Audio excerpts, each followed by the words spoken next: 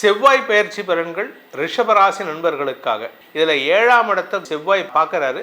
வர ஜூன் 1ஆம் தேதி 7ஆம் இடத்தை குருவும் பார்க்க போகிறார். ஸோ இது சுப மங்கள யோகத்தை ஏற்படுத்துகின்றது. ஜூன் 1ஆம் தேதிக்கு மேலே இந்த ராசியில் ரிஷபராசியில் பிறந்த ஆண் பெண்களுக்கு இந்த மாதம் முழுக்கவே நல்லா இருக்குது. இந்த பயிற்சி எப்போ நடக்க போகிறது அப்படின்னு பார்த்தீங்கன்னா, மே 11ஆம் தேதி அன்னைக்கு மீன ராசியிலிருந்து மேஷ ராசிக்கு பயிற்சி ஆகிறாரு.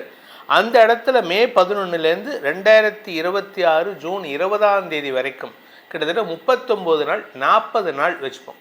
40 டேஸ் அவர் இருக்கிறது மேஷராசியில் தன்னுடைய சொந்த வீட்டில் இருக்க போகிறாரு. எந்த கிரகத்தினுடைய பார்வையும் இல்லாமல் இருப்பார். இது காலபுருஷ தத்துவத்துக்கு முதல் வீடு.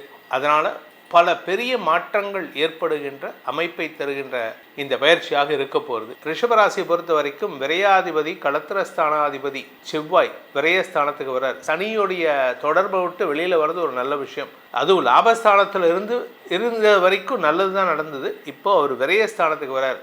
விரையாதிபதி விரயஸ்தானத்துக்கு வர்றது ஒரு விதத்தில் நல்லது, ஒரு விதத்தில் கெடுதல். ஏன்னா 12ஆம் இடம் அப்படிங்கிறது அயன சயன ஸ்தானம், செலவுகள் ஸ்தானம். எதனால் செலவுகள் ஏற்படும்?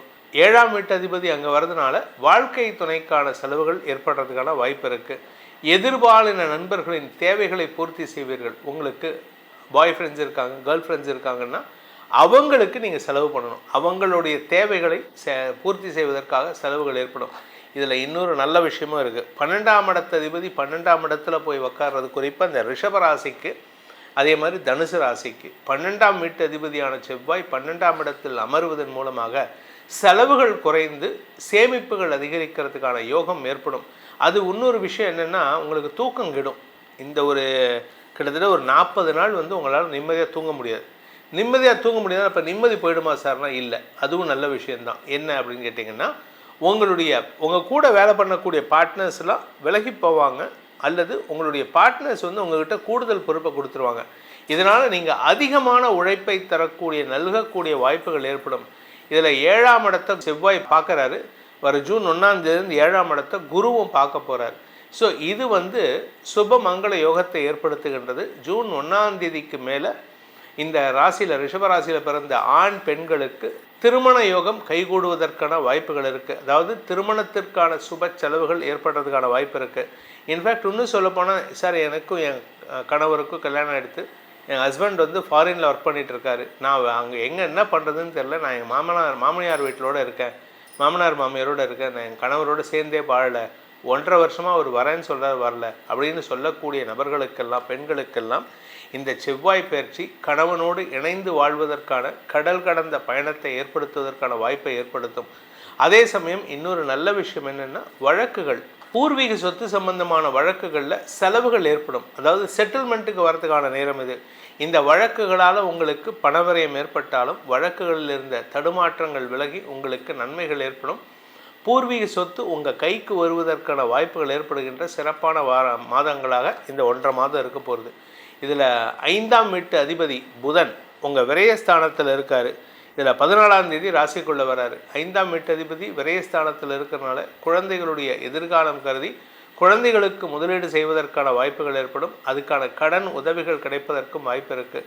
அதே சமயம் குடும்ப தேவைகள் பூர்த்தியாகக்கூடிய வகையில் இருக்கும். குடும்பத்தில் ஏதாவது ஒரு புதிய விஷயம் நடத்துவதற்கான வாய்ப்பு இருக்குது. வீட்டில் ஏதாவது ஹோமம் பண்ணுறதுக்கு ஐடியா இருந்ததுன்னா ஹோமம் தாராளமாக பண்ணுங்கள். ஏன்னா வீட்டில் ஹோமம் பண்ண அதுவும் குறிப்பாக தன்வந்திரி ஹோமம், அதே மாதிரி ஆயுஷ்ய ஹோமம் இதெல்லாம் பண்ணிங்கன்னா உங்களுக்கு அபிவிருத்தி ஏற்படுறதுக்கான வாய்ப்பு இருக்குது. ரிஷப ராசியை பொறுத்த வரைக்கும் பூமி தொடர்பான தொழில் செய்பவர்களுக்கு சொந்த இடம் வாங்கிறதுக்கான நேரம் இது. இந்த மாதம் முழுக்கவே நல்லா இருக்குது. இந்த மாதம் முழுக்க நீங்கள் நிலம் சார்ந்த முதலீடுகள், அதுக்கேற்றாற் போல கடன் உதவிகள் கிடைப்பதற்கும், திடீர் அதிர்ஷ்டத்தின் மூலமாக பண வருமானம், அதிக லாபம் ஏற்படுவதற்கும் வாய்ப்பு இருக்குது.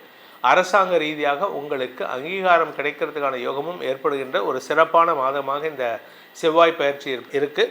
இந்த செவ்வாய் பயிற்சிக்கு ரிஷபராசி நண்பர்கள் செய்ய வேண்டிய பரிகாரம் அப்படின்னு பார்த்தீங்கன்னா, நீங்கள் உங்களுடைய குலதெய்வத்தை வழிபடுங்க. ஏன்னா உங்களுடைய 5ஆம் வீட்டு அதிபதி புதன் விரயஸ்தானத்திலே ராசியில் இருக்கார். அதனால் குலதெய்வ வழிபாடு பண்ணுங்கள். அதே மாதிரி பூவராக பெருமாள், அதாவது பூலோகத்தை தாங்கக்கூடிய பெருமாள், அவரை வணங்கிட்டு வாங்க. உங்களுக்கு பல நன்மைகள் ஏற்படும், பூமி லாபம் ஏற்படும். செவ்வாய் பயிற்சி பலன்கள் இந்த பயிற்சி பலன்கள் அனைத்தும் பொது பலன்கள் மட்டுமே.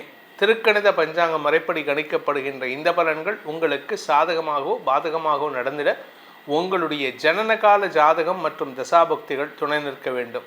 அது என்ன சார் செவ்வாய் பயிற்சி ஒவ்வொரு தடவையும் இதை சொல்கிறீங்க, மாதம் 40 நாளைக்கு ஒரு தடவை அப்படின்னு கேட்டிங்கன்னா, இந்த செவ்வாய் தான் உலகத்தில் இமோஷ்னலாக மாற்றங்களை தரக்கூடிய கிரகம். அதனால தான் இந்த செவ்வாய் பயிற்சி 40 நாளைக்கு ஒரு தடவை 44 நாளைக்கு ஒரு தடவை மாறிட்டே இருப்பார். இந்த செவ்வாய் உலக அளவில் பாதிப்புகளையும் உயிரிழப்புகளையும் ஏற்படுத்தக்கூடிய கிரகம். அந்த பாதிப்பு எப்போ ஏற்படும், உயிரிழப்பு எப்போ ஏற்படும் அப்படின்னா சனியோடு சேரும் பொழுது இந்த பாதிப்புகள் உயிரிழப்புகள்லாம் ஏற்படும். இந்த செவ்வாய் பயிற்சியில் உலக அளவில் நான் சொல்கிறது இந்தியாவில் மட்டும் இல்லை, தமிழ்நாட்டில் மட்டும் இல்லை, சென்னையில் மட்டும் இல்லை, உலக அளவில் புதிய மாற்றங்களுக்கான அடித்தளம் அமைக்கும் சூழ்நிலை ஏற்படும். இதில் பார்த்திங்கன்னா இப்போ நமக்கு தமிழ்நாட்டிலே ஒரு மாற்றம் வந்திருக்கு. அந்த மாற்றம் நிலையான மாற்றமா அப்படிங்கிறதும் இருக்குது. ஏன்னா இந்த ஜூன் 20ஆம் தேதி அன்னைக்கு செவ்வாய் ரிஷபராசிக்குள்ளே போகும்பொழுது சனியின் பார்வையில் வரும்பொழுது மறுபடியும் ஒரு குழப்பம் ஏற்படும். இந்த செவ்வாய் பயிற்சி பலன்கள் உங்களுடைய தனிப்பட்ட ஜாதகத்துக்கு எப்படிப்பட்ட பலன்களை கொடுக்கும்? ஏன்னா நம்ம ஜாதகம்னு பார்க்கணும் அப்படின்னா அது லக்னத்தை வச்சு தான் பார்க்கணும், ராசியை வச்சு பார்க்கக்கூடாது. ராசிங்கிறது ஒரு பொதுவான பலன். உங்களுடைய தனிப்பட்ட ஜாதகத்தில் லக்னம் என்னவோ அந்த லக்னத்துக்கு கிரகங்களின் அமைப்பு என்னவோ அதை வைத்து தான் ஆராய வேண்டும். அப்படிப்பட்ட பலன்கள் உங்களுக்கு எப்படி கொடுக்க போகின்றது அப்படின்னு தெரிஞ்சுக்கணும்னு ஆசைப்படுறவங்க கீழே கொடுக்கப்பட்டுள்ள கைபேசி எண்களில், அதாவது மொபைல் எண்களில் தொடர்பு கொண்டு நேரடியாகவோ வாட்ஸ்அப் மூலமாகவோ பலன்களை அறிந்து கொள்ளலாம். இது கட்டணம் உள்ள சர்வீஸ். இதன் மூலமாக உங்களுடைய வாழ்க்கையில் பல நல்ல மாற்றங்கள் ஏற்பட வேண்டும் எனும் அடியேனின் பிரார்த்தனையை சமர்ப்பித்து உங்கள் அனைவருக்கும் நல்வாழ்த்துக்களை தெரிவித்துக்கொண்டு உங்களிடமிருந்து விடைபெறுவது உங்கள் வேத ஜோதிடர் பிரகாஷ் நரசிம்மனின் அன்பான வணக்கங்களுடன்.